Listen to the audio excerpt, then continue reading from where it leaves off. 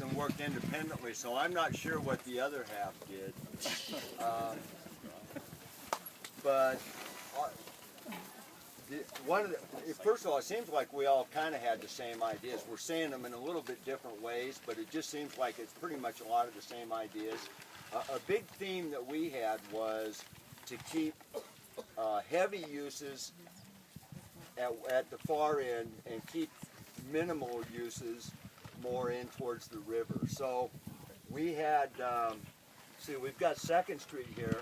One of our participants made comment about either it has been, or it's going to be, or it should be some property purchased on the other side of the railroad tracks that's going to be or should be a part of this. And since we were looking 20 years into the future, our thought was to have a rail runner stop and we actually put our main parking and visiting areas over on the other side of the railroad tracks with a bridge either over or under the tracks.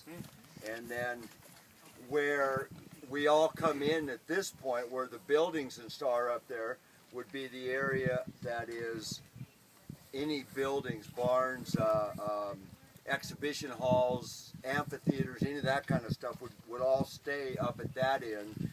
And we just kind of made this a representation without really saying. We wanted, there was talk about a campfire, camping kind of area for the scouting and stuff like that, without saying this is, you know, hard and fast where we feel it needs to be. A wetlands area. We felt it important to have an area that basically stays as it is, whether it's alfalfa or whether there's some sort of the indigenous stuff that's around, whatever that is. And then an area where some type of gardening or, you know, showing how that stuff's done, although I'm not sure how a community garden fits in. It seems to me you'd be wanting to keep animals out of a community garden, and I thought we were going to be trying to bring animals in. But just the wetlands moving through it, a lot of rocks, a tree, shrub kind of border around it, and that was our thought. I don't know how you guys came out on it. Yeah, it's interesting because we both groups started together and then we split off at the end. So we both had the same idea as far as parking and bringing it across the road. Are the Amafka people still here? Good, because we blew up their deal. So the ditch no longer goes north to south. It meanders all the way through the property to give yourself more of a, you know, realistic sort of natural setting.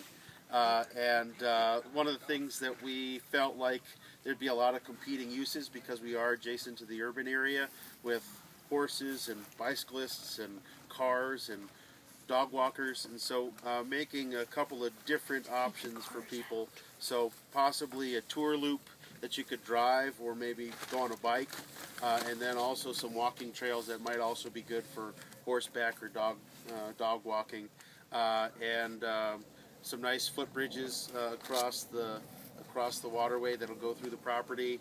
Lots of wetlands that are both ephemeral, meaning they come and go with the seasons, and some that are always there.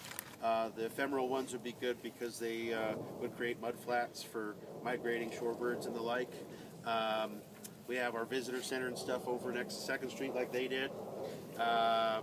Lots of good canopy, some nice cover around the perimeter of the place, so birders aren't glassing everybody's windows to the houses south of us, because that's not cool.